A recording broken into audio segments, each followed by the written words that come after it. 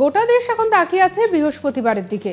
সংসদে বাজেট পেশ করবেন কেন্দ্রীয় অর্থমন্ত্রী নির্মলা সীতারামন। আর সবাই অধীর আগ্রহে অপেক্ষায় বসে আছে শুধু বাজেটের খবর শোনার জন্য। এবার বাজেটে বিশেষ কোনো ঘোষণা থাকবে না বলে ইতিমধ্যেই স্পষ্ট করেছেন অর্থমন্ত্রী। তবে কর অব্যাহতি নিয়ে জনগণের কিছু প্রত্যাশা রয়েছে, যা বাজেটে ঘোষণা করা হতে পারে। মানুষ আশাবাদী যে এই বাজেটে অর্থমন্ত্রী জাতীয় পেনশন স্কিমে জমা করা অর্থ তোলার সময় কর দেওয়ার জন্য ধারা 80C এর অধীনে কর ছাড়ের সীমা বাড়ানো অন্তর্ভুক্ত করবেন।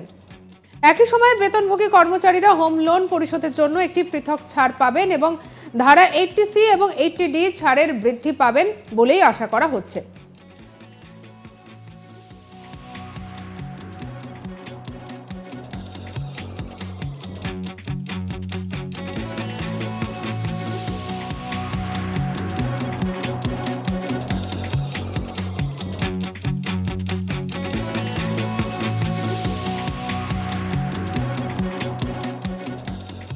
আসুন জেনে নেওয়া যাক কর সংক্রান্ত কোন 4টি নিয়মের পরিবর্তন করা হতে পারে।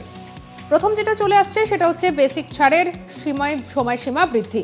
যদিও সরকার 2023 সালে বাজেটে অনেক পরিবর্তন এনেছেন, আর এই আশা করা হচ্ছে যে বাজেট সম্ভবত উভয় মৌলিক ছাড়ের সীমা কমপক্ষে 50,000 টাকা বাড়িয়ে দিতে পারে। মৌলিক ছাড়ের সীমা বৃদ্ধির ফলে সমস্ত করদাতাদের কর দায় হ্রাস পাবে, যার ফলে নেট টেক হোম বৃদ্ধি পাবে।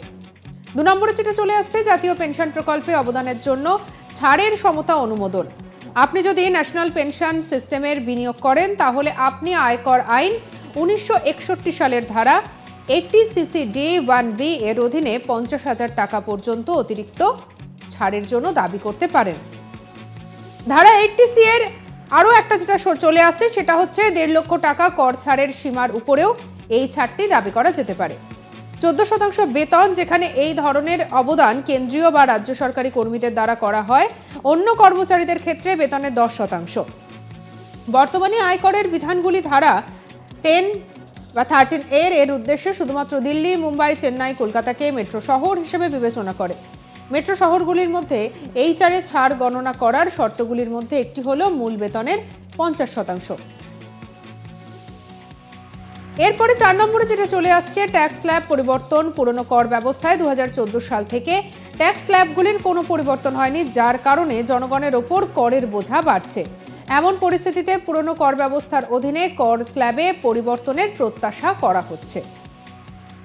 পুরনো কর ব্যবস্থার অধীনে বর্তমানে ট্যাক্স স্ল্যাব আর 3 লক্ষ টাকা পর্যন্ত আয়ের ওপরে কোনো ট্যাক্স লাগবে না।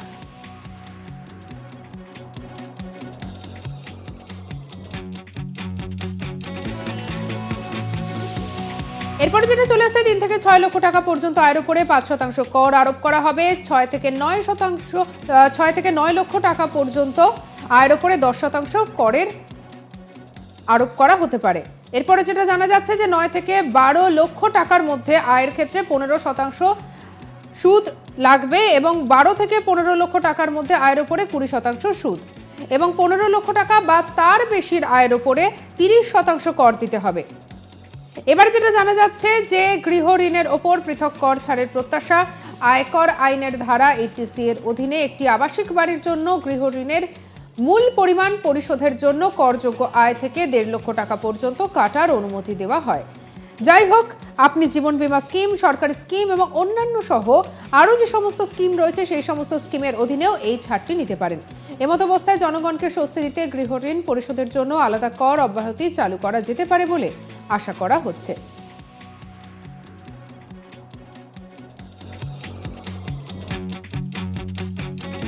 এরপরে যেটি চলে আসছে সেটি হচ্ছে বর্তমানে নিয়ম অনুসারে আবাসিক বাড়ি বিক্রেতাদের ক্ষেত্রে ক্রয় মূল্যের 1% TDS হিসেবে সরকারের কাছে জমা দিতে হবে, যেখানে সম্পত্তির মূল্য 50 লক্ষ টাকা বা তার বেশি।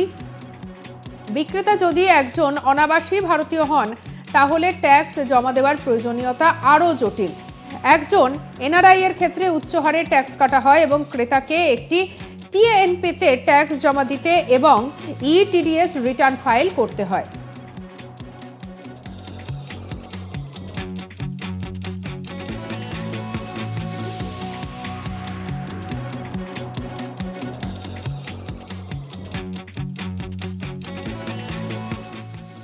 আপনারা ঠিক এই পুরো বিষয়টায় নতুন বিষয়গুলোকে কিভাবে দেখছেন অবশ্যই জানাতে পারেন কমেন্ট সেকশনে। এছাড়া অন্যান্য খবরের জন্য লাইক করুন, শেয়ার করুন, সাবস্ক্রাইব করুন আজ তাক বাংলার ইউটিউব চ্যানেলকে।